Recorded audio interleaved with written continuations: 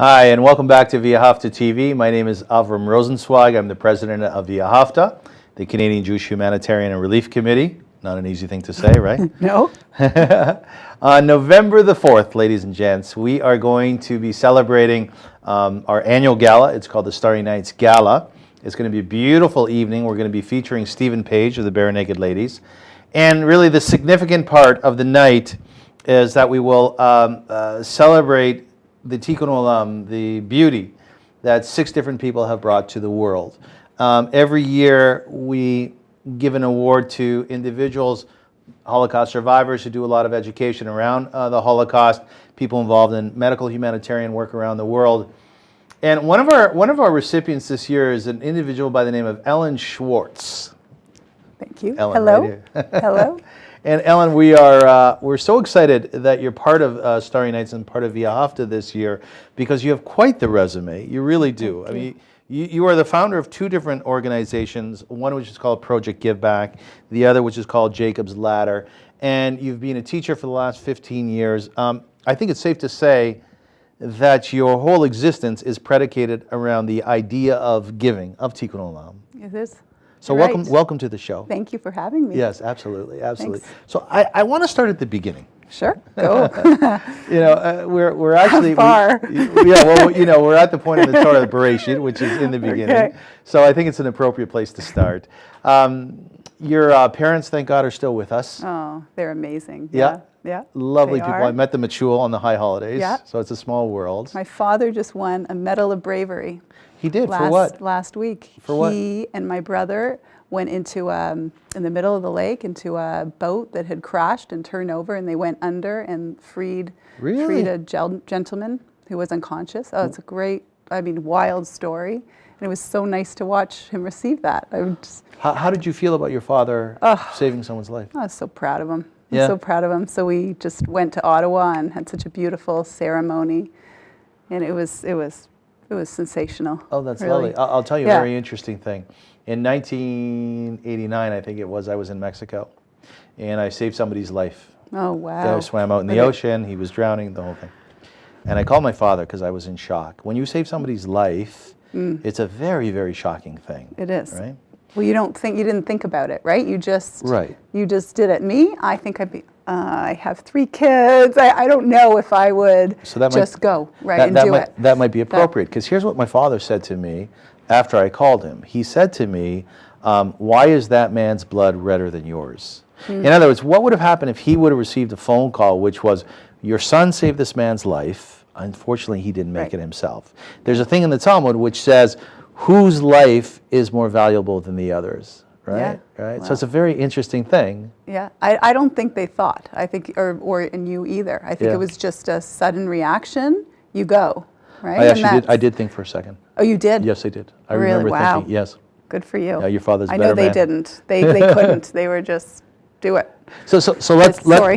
No, it's good. Off on a tangent. That's fine. There's a free association to our show. So let's go back to the beginning. Your parents are lovely human beings. Your father just saved somebody's life, right? Good for him. What was it like growing up in the Schwartz home as a kid? I was Levy. I wasn't a Schwartz. Or Levy, right. I was a Levy for going back that far.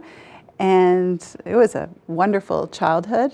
I grew up with 2 loving parents who are still best friends and always together and very much in love. Yes.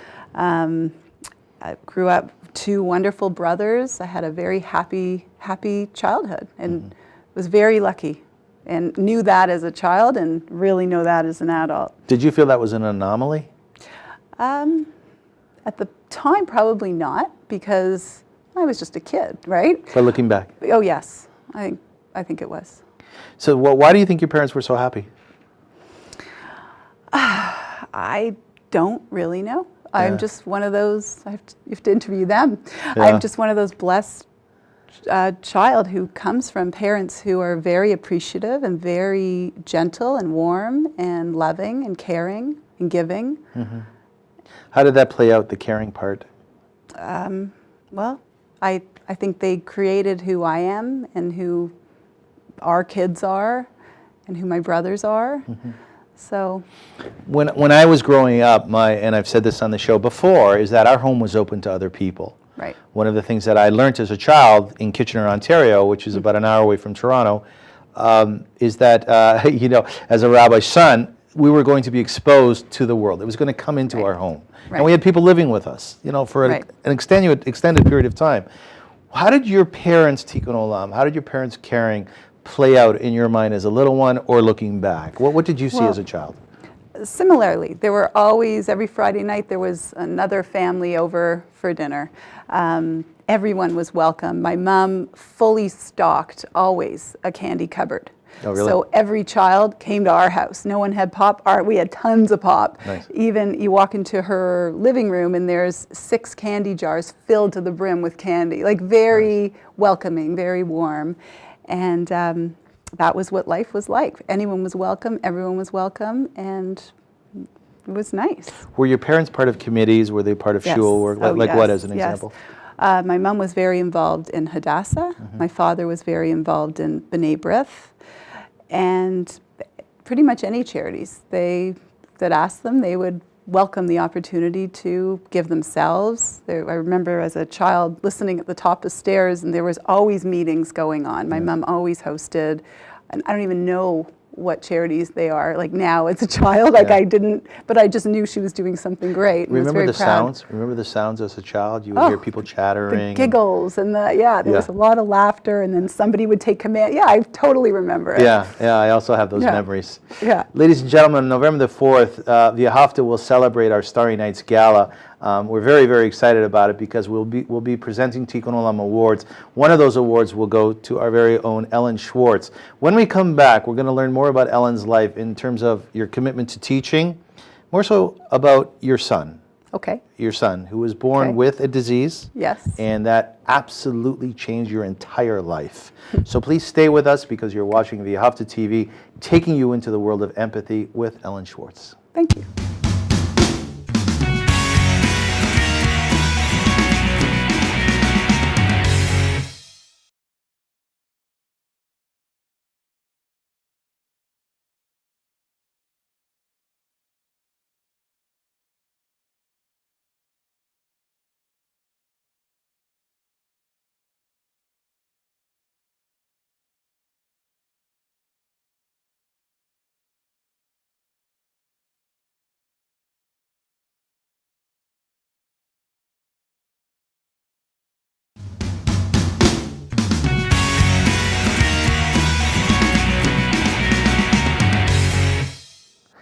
Welcome back to Via Hafta Television. Our guest today is Ellen Schwartz, who will receive an award at Starry Nights on November the 4th.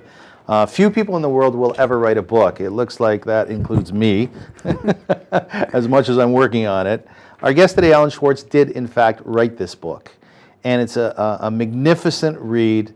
You asked me before if I've read it, and I did. And I read it in one sitting. It was fantastic. And it's a story about your relationship with your son, Jacob, who was born with a neurodegenerative disease called Canavan. Life expectancy generally for a Canavan child would be? We were told he wouldn't live to his 4th birthday. And he's now, thank God, he's 15 years old. 15, yeah. So I've been looking at some of the pictures and doing my homework for this interview, and I guess one of the questions I have is, my son is 6 years old, Baruch Hashem, like they say, and I'm thinking about what was it like when you got the news? And by the way, I tie it into my son because I'm so empathetic as a father. I'm so sensitive right now as a father. I'm thinking to myself, what would have happened? How would I have taken the news? So what was that like for you? Well, it's funny, even going back so far. He was 4 months old when he was diagnosed. And I remember this lovely woman, geneticist, called us into her office, and we knew something was wrong at this point because Jake had never had the ability to raise his head or to track his eyes. So we knew something was up. And when she called us in, she had this most beautiful South African accent, and she was so lovely. And she's saying, your son will never see, will never walk, will never talk, will never breathe well, will never eat, won't live. And I'm listening to this beautiful accent speak those words and looking at her going, okay, where's the camera? Like this, I remember just not being able to adapt to her words, and then going home, and that's when it kind of settled. But it was devastating. I can't even. It was horrible. It was like having the worst punch to your stomach, and What was it? What was the punch? it was, this beautiful boy is not going to live.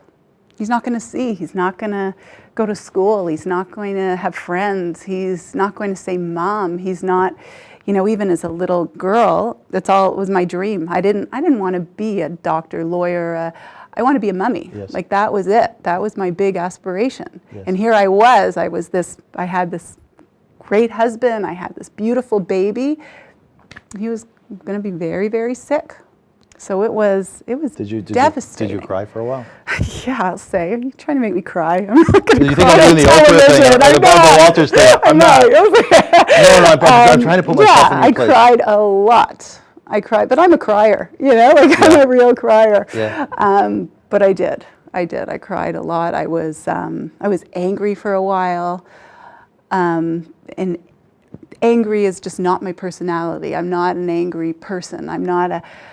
So I'm one who takes negative feelings and anger and sadness and turn it into something positive. So I was very sad for a while, but I was searching to figure out, how could this be good? How could this be positive? Did you pull away from your child at all? Never. Never. It's interesting. I speak to people who have children who are autistic, and very often what I hear is that they resent the diagnosis. Right. And then they go through various different stages of mourning and anger, as you're saying. And then eventually what kicks in, they go, this is the child that I got. Right. Is that what happened? Well, not so much. I think the news made me connect even more to Jake. And made me realize, oh my God, he may not be here tomorrow. I have to love him more today. So if anything, it drew me closer to him. And how would that play out on a day-to-day basis? Emotionally and otherwise? He's very physically, emotionally, cognitively, mentally handicapped. He's very ill. Yes. But I just love him with every bone in my body, with my being. It's difficult, but I put it aside because it's Jake. Like, every morning, for instance, is a very difficult time because he has a lot of trouble breathing. Yes. And one of us has to run downstairs and try to help him, pat him, hit him on the back, suction him, anything he can to get him to take that first breath, which we just totally take for granted. Yes.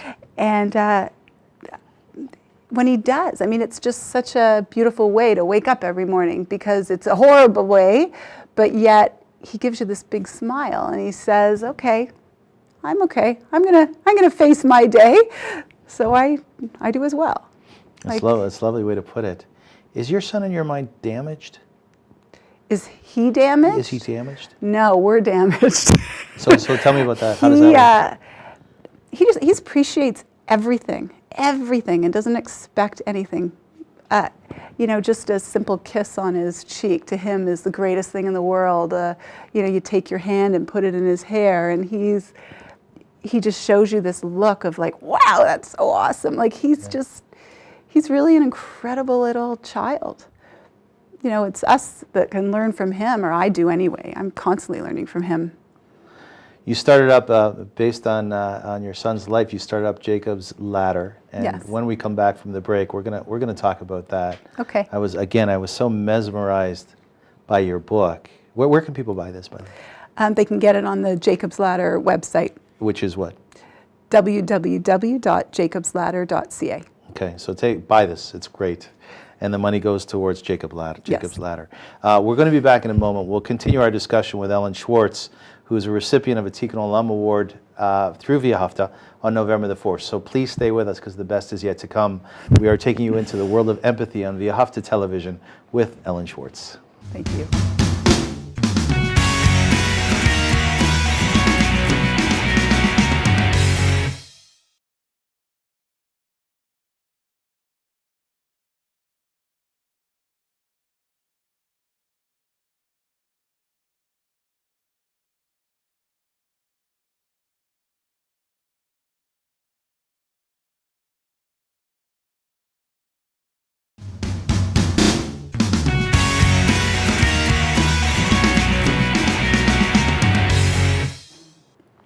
Welcome back to Via to Television. Our guest today is Ellen Schwartz. Ellen has been featured in many newspapers and television shows. She was named one of More Magazine's Canadians' top 40 over 40. How old are you now? 45. Oh, very nice. You look great. In April 2008, Ellen was honored with a Woman of Action distinction by Israel Cancer Research Fund. And in April 2011, you were honored by AISH, and earlier this year awarded a Queen Elizabeth II Diamond Jubilee Medal of Honor. How is it to get those honors, those awards? What's it like for you? I become very shy. You do, eh? Yes, I do. Well, we had that talk yeah, you were a about nervous wreck when I first called you. Yeah, because I just feel there's so many people involved with me. Like, it's not me, you know, it's a whole group of us. And so that's why I just feel so funny. You know, I don't want to take credit for what everyone's doing. I'm just the one with the mouth. But I mean, at the end of the day, or when you're up late at night, let's say with your son, which you are quite frequently, right? Yeah. Every other night. Every other night, yeah. Do you become introspective and sort of look at yourself in the mirror, or metaphorically in the mirror, and say, Ellen, you're doing a good job? No. I just want to try to get back to sleep. You're exhausted. Because we're trying to discuss Tikun Olam, Tikun Olam, and I think it's important for people to be as fair with themselves as they would be fair with someone else. So you say there's lots of people around you who've contributed towards your life, Jacob's life, your family's life, and children with this disease. But let's face it, it all started with you, right? Well, Jeff and I, yes. Your husband, yes. Yeah, I guess. I mean, I know we're doing great things, but I like the we. We are doing great things. I do have funny with the me. But do you set objectives for yourself? Do you have goals as to what you're going to do for your son? How many children do you have? 3. So do you have set goals for your children, how you're going to help them grow, let's say, in the context of Tikun Olam or otherwise, you know? I take it day by day with them, but yes, that's one of our foundations as a couple and a family. And really, that's how you asked how I got over this diagnosis, and it was really through the act of giving. Like, I would give to others. It's almost selfish, you know, but I would give to others to make them feel better, and then I would feel better. Right. And that's kind of consistent in my life always. Could you have done something differently than you've done with Jacob, or was that just your path in life? I guess that was our path in life. I've never thought about another road. Like, what do other Canavan parents do? There aren't a lot of other Canavan parents. Often, children with his disease die before they're diagnosed. Yes. I don't know, to be perfectly honest. I met a few when we were really young, and we were all on different paths. There's one family in New York who's very similar. They have a Jacob, and they have a foundation, and they're lovely. She's a lovely mom, but I don't connect with her. We're all so busy, you know? Yes, I understand. So part of your life is, as you said, staying up every second night. Jeff takes the other night. Yeah. I know. How many husbands would do that? He's a good husband. He's a good guy. And a good daddy. Yeah? Yes, he is. And what are your other responsibilities in terms of taking care of Jacob? Everything. I'm his mom. I mean, we have this one lovely lady who's been with us 10 years. What's her name's Melda. And she comes over 3 times a week, and she helps after school, so I can take Bevy to her swim and Ben to his hockey and do homework and get dinner ready. And she's lovely, and we do have nurses from 4 to 8 every day to help with Jake's care. But other than that, I'm fully responsible for his care, Jeff and I. Do you study with him? Do you learn with him? Do you read to him? All the time. He loves being read to. He does. He loves to walk. He loves music. What kind of music? Anything and everything. Actually, no, I shouldn't say that. Yeah. I have a friend who comes over with her guitar and sings to him with my sister-in-law, and they always sing, 2 great singers. And he's picky. Some songs he really doesn't respond to, or he'll stick out his tongue, and others he'll just laugh and try to sing along. And so he is picky. He likes anything with a good beat or good rhythm. Yeah. So are you aware of his responses? Yes. How does he respond to things? He smiles. Oh, you have to meet him. Okay. But he'll give you this great smile right from his toes. You know, he just means it. He'll open his eyes wide. He'll try to look your way. You know, I just described to someone else, he can't see, but he'll look in your eyes and smile right through to your soul, so you feel him. Like, you know what he's communicating. I felt that once with a native drum. He cut right to my soul. Oh, really? That's what I thought of when you said that. Yeah. How are the other kids? Jacob, How are the other kids with Jacob? They're awesome. Are they? They're great. Like how so? They're used to being patient. Mm-hmm. They're used to waiting. He's the eldest, so they don't know any better. That's just their brother. They don't think of him as sick. Yes. We're going downhill in the car and his head falls forward. They're lifting it up. How many kids have to lift their brother's head up? Yes. He struggles to breathe and I can't get to him. They'll move his head or they'll move him into a comfortable position. It's a 13-year-old and a 9-year-old, which is automatic for them to jump and go. Do they ask you, have you gone through the whole philosophical discussion about why is Jacob like this, Mommy? Oh, yes. What have you told them? Just that he was born and Jake is who he is. They both read my book with me, so they've been through the whole thing. I mean, for them, it's so normal. Like it's the interesting thing about our lives, isn't it? Yeah. Yeah. Very good. Please stay with us. We're going to go to break, but when we come back, we'll continue our discussion with Ellen. And I would like to learn more about the two organizations which you pioneered, one of which is actually called Jacob's Ladder. Mm-hmm. Please stay with us. It's a fascinating interview. We're talking to Ellen Schwartz, who's taking us into the world of empathy on behalf of the TV. Thank you.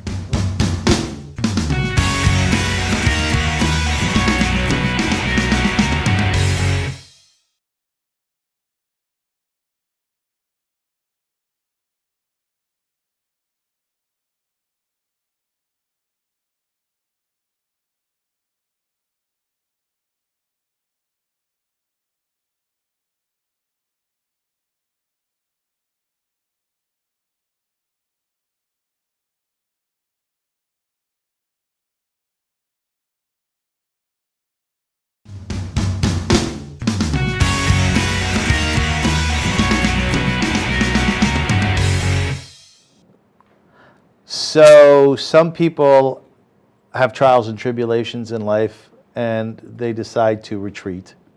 I'm sure you know people like that. Mm-hmm. Far be it from us to judge those people, right? I don't think you can't judge anyone. No. And then some people have trials and tribulations and they decide, okay, you know what, I'm going to take this head on and I'm going to try to make it better for others. There's a fellow I know who lost his son to overdose. And he decided that he was going to work with a local organization to help other parents whose children are involved in addicted to drugs.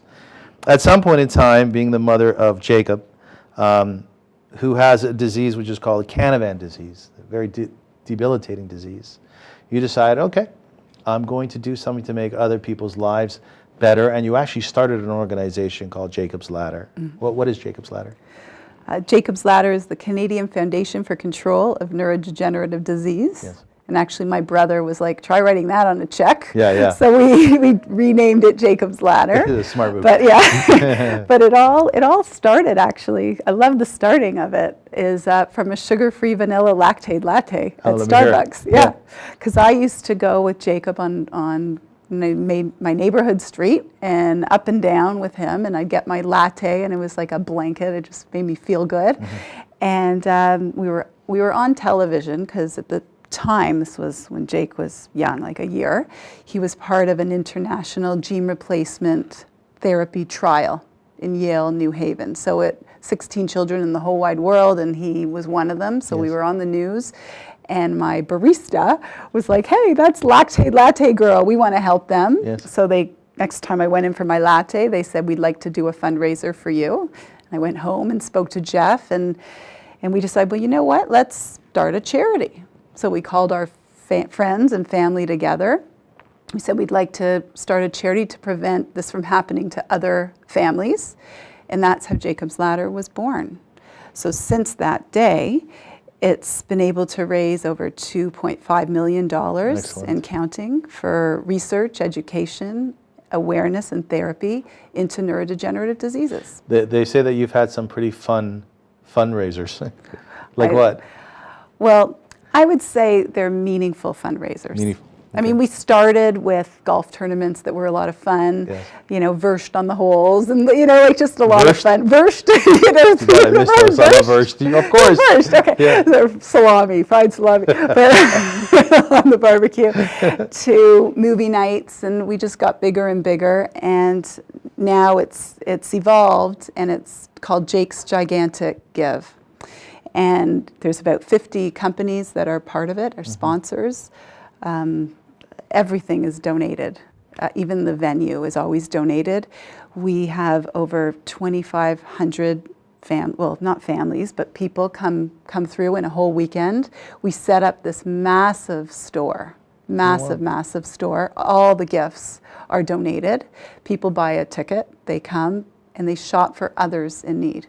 So it's a lesson. There's over 200 volunteers that take the children away from their parents. They go bye-bye.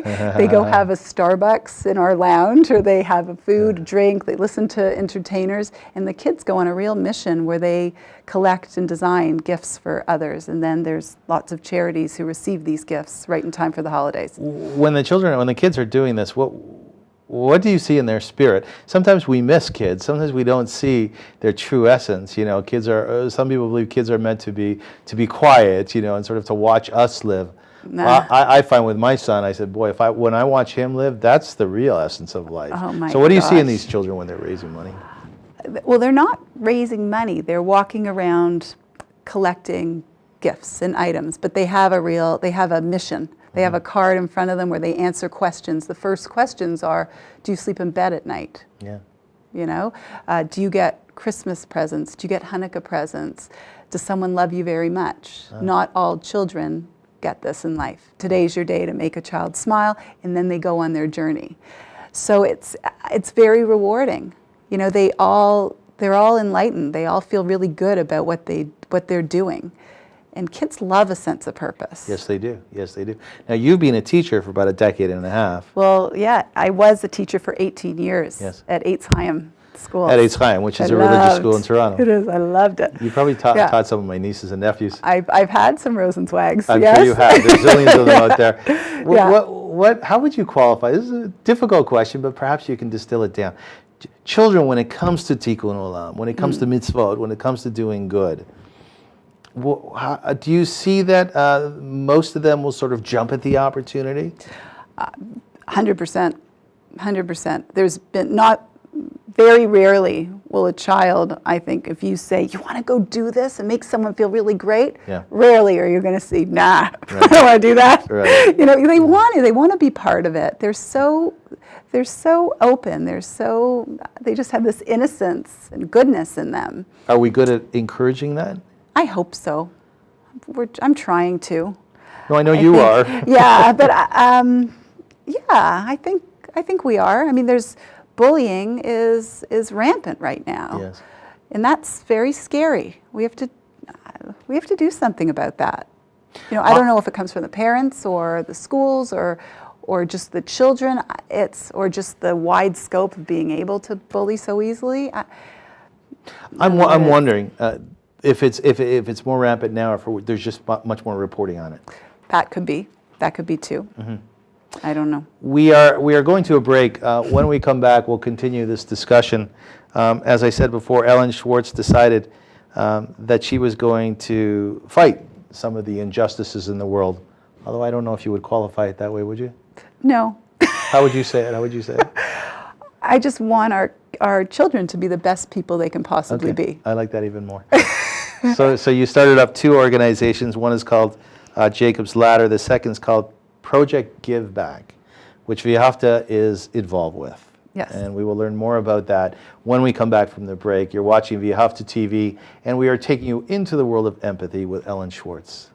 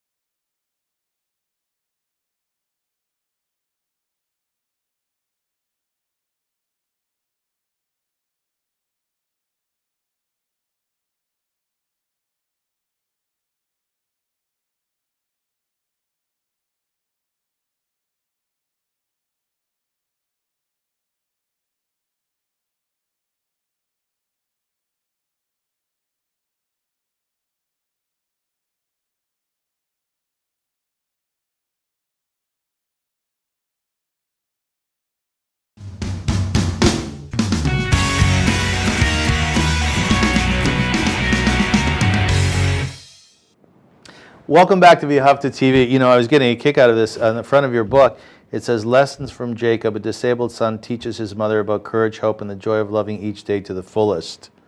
Did you have a hard time distilling this sentence down, or it's a long one? It's a long one. I know that was the editor.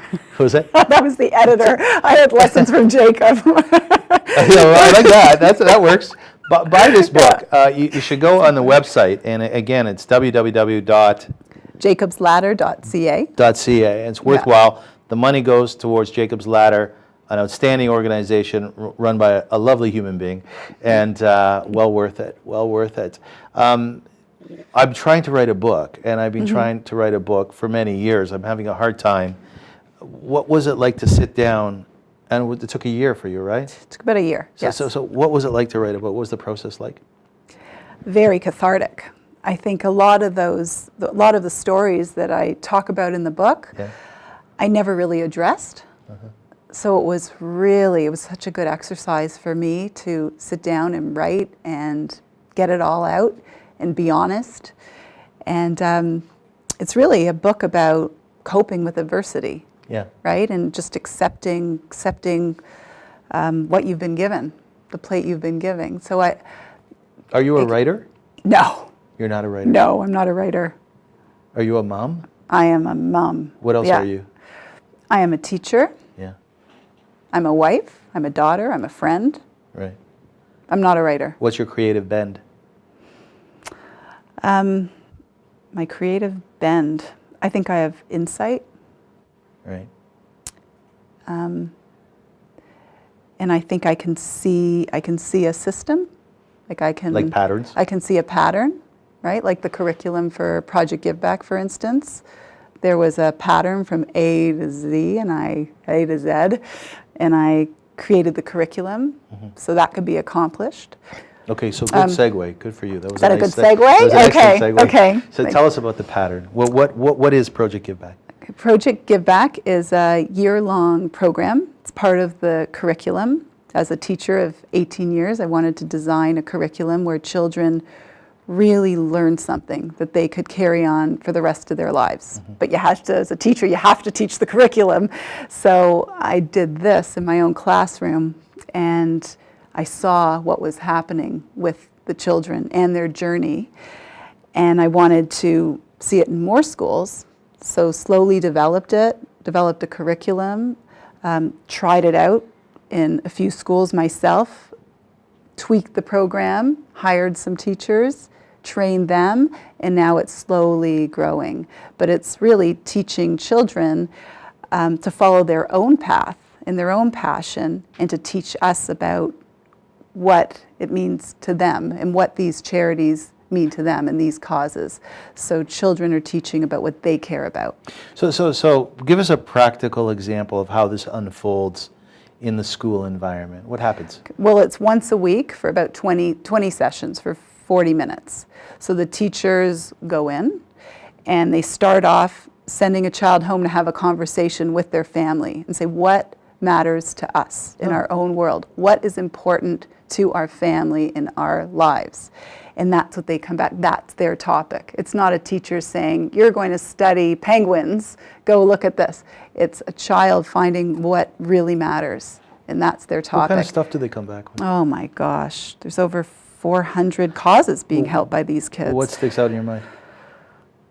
Okay, well there's one little boy who he chose autism, okay? So they learn in class, they learn how to research, they learn how to make a connection and make a telephone call, which 9-year-olds don't usually do. They learn how to write a speech, they learn how to speak from their hearts, and then they become the teachers. So this little boy, it was his class and his lesson, and he starts off his class teaching us a little song and dance with our hands. And then he says, okay, I'm going to read to you, but I want you to stand here and I want you to listen carefully to what I'm reading. And then he says, and I want you to go and poke his back. And I want you to go flip the lights on and off really quickly. So he said, okay, start. So he's trying to read this story. The child, you can see, is going like this. The class is getting very frustrated. The teacher finally says, okay, enough. And then this child, 9 years old, said, That is how my brother feels every second of the day. He has autism. Really? Right? And so it's these powerful lessons, and the children go home and they really have learned from each other. Oh, that's fantastic. It's great. I love it. It's really exciting. I could see why you might. You know, there's over 400 causes and so many reasons. You know, a child can talk about his mother who has breast cancer. And on his day, the mom comes in and talks to the class about her struggles and what she's going through. What's that like for the kids to hear? Oh, it's positive. It's there. Because we're not hiding it, we're not burying it. We're not. And it's done in such a positive way that it's really, I think, breeding empathy. I really do, breeding compassion. It's allowing people to share. Does it dovetail with the halacha, or does it dovetail with the Judaic understanding of chesed and Tikun Olam, giving and kindness? Yes. Well, the whole program was developed on that, on Tikun Olam. And even the logo is a boomerang. So it's throw kindness out there and see how it comes and back. It'll come back to you. Right. Well, that's fantastic. Right. That's Thank fantastic. We are talking to Ellen Schwartz on November the 4th. Via Hafta will be holding its Starry Night's Gala. I'm sure you'll be attending that. I'll be there. Good for you. Ellen will be receiving an award for community, and rightfully so. We should tell our viewers, by the way, we've been courting you for a couple of years to give you this award. So thank you for accepting. We're very delighted. And if you'd like to know more about the gala or more about Via Hafta, please take a look at our website. It's viahafta.org. That's VEAHAVTA.org. Or please give us a call at 416-964-7698. We're going into our last segment, so stay with us so that we can hear your parting words as to why it's so important for every Jew and every human being to be involved in Tikun Olam at some level. Would you say that's appropriate? For sure. Okay, good. You're watching Via Hafta TV, and we're taking you into the world of empathy with Ellen Schwartz.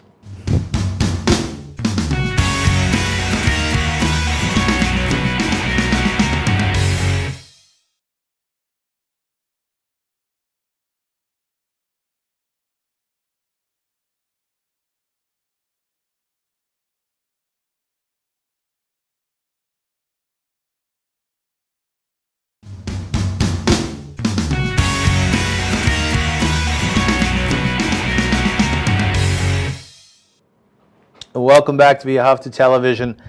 We started 2 years ago. We started what's called the Via Hafta Street Academy. Do you know what it is? No, please tell me. So you haven't brushed up on Via Hafta yet? I have. I've really watched your video. Did you like it? Gosh, yes. It was good. It was heartbreaking. Yeah. It was amazing. Thank you. Heartbreaking. I'll tell our Director of Marketing, Robin Toussaint. Oh, she did a great job. Very good. One of the things we do at Via Hafta is we have what's called the Via Hafta Street Academy, and it's a school for the homeless. Oh, I did read up on that. Sorry. Did you really? Yes, I did. Okay, I did. I've been studying. It's in concert with George Brown College, which is in Toronto, and essentially it's an 8-week course that we offer to people living on or near the street.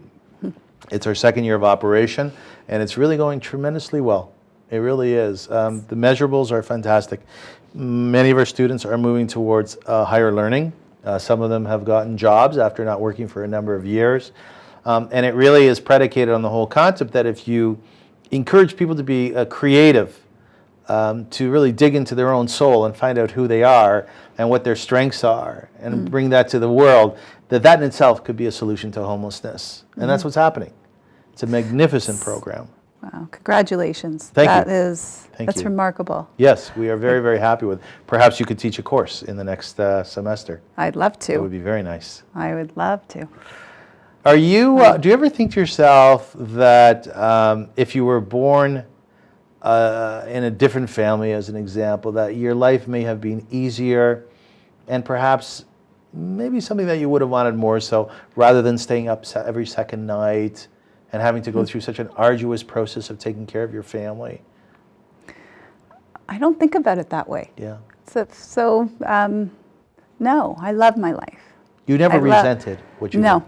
No. I mean, yeah, when it's I'm exhausted and it's the middle of the night and someone's looking at me in a meeting and I'm just seeing their mouths move and I can't understand because I'm in such a fog. Yeah, it's frustrating, but I never would want to be anywhere else. I mean, I'm very proud of my family. I'm very proud of my kids, my husband, Jakey, and what he's been given and his attitude towards living. So I feel very lucky and blessed. How are you proud of Jakey? For what? Just for, if I had to sit and be in his shoes, I don't think I'd last 2 minutes. I think I'd be so frustrated, even with an itch, not to be able to scratch an itch, not to be able to say how you're feeling or if something's bothering you, what it is. Like, I would be so frustrated. And he is just so positive. I don't understand it, and I love it. And I can't, if the stresses of the day are getting me down, I snuggle in beside him, and within 2 minutes, I'm calm. I mean it. I mean, he's just got this peace about him. Yes. And I'm very grateful for that. What makes you proud about your other 2 children? Oh, they're just such great, easygoing. They have great attitude. And I can't take credit for that. Jeff, I mean, they just are who they are, and they're wonderful. They're great kids. Jeff, he's your anchor. He's my anchor. What's he like? He is very different from me. Like you beat us, and they're together. Yeah. He's calm. He's a real thinker. He's a real contemplator. I'm just impulsive. Yes. He's very wise. He thinks everything through. He's loyal to a fault and very dedicated. He works so hard, but carries the burden. He's a loving dad and a loving husband. He's a great guy. Very lucky I have him. How did he get through all the tribulations? How does he do it? That's his interview. Let him answer that, because I'll say it wrong. I can only speak for myself. I can't speak for him. What about your parents? What are they like in the context of all the challenges that your family has? They're wonderful. They're very supportive. My mom knows if we're having a really tough time, I'll find food in my fridge. So she'll help that way. My dad, he used to come over with a latte in the morning at 7:30 because he knew the nights were rough, and that would make me smile. They're good buddies. They're really good buddies, he and Jakey. Are they? At Jake's bar mitzvah, there was a video that my brother did. It was the most beautiful video, and it was, if Jake could speak, what he would say. And it was all narrated by Bevy and the grandchildren, and it was all videos of his past. And about Papa was, as long as Papa's around, I'll never have to sit alone. And that says it there. They're such good parents. How was the bar mitzvah? Oh my gosh, it was magical. One day I'll show you that video. What did Jakey do at the bar mitzvah? He sat there and beamed from the bima. Did he? Yeah. The rabbi did it in his honor, and we were all there, and they brought in a choir to sing for Jakey, and he knew it was a really special day. He did. He was in, I don't want to say in heaven, but he really was. Like he was. Did he put on tefillin? Yep. And he wore talis? Yep. That's fantastic. And he was beaming the whole time? Beaming. Absolutely beaming. And even the ceremony at the end, everybody had a candle. Everyone that was invited had a candle in front of them and a matchbook with Jake's handprint on it that said, "Thank you for lighting up my world." And in our speech, it was, when you think we're talking about you, light your candle. So everyone in the room lit their candle at one point or another because they felt that connection with Jakey. It was just a beautiful party. What's interesting about you is you're insightful, and you bring that insight and you turn them into nuances. Like you make people think about their own lives. Well, you try. I think we try to do that at Via Hafta as well. You do. Yeah. Well, thank you. Right. We do our best. Because as you said, we're all victims of circumstance, right? You can see yourself in others' shoes. Ellen, it's been lovely spending this time with you. Really, my energy is so much different than it is during other interviews. Oh, I feel very soft and peaceful. I really do. So thank you. Well, that was really great. Yeah, you're a lovely human being. Thank So you. are you. Yeah, thanks. You're lovelier. You could join us on November 4th at Starry Nights. If you'd like to, please give us a call at 416-964-7698. Tickets are still available. Ellen Schwartz will be a recipient of one of our Tikun Olam awards. And as I said before, we're delighted that you will be. So thank you for watching via Havta TV. We've been taking you into the world of empathy with Ellen Schwartz. Now you can do that.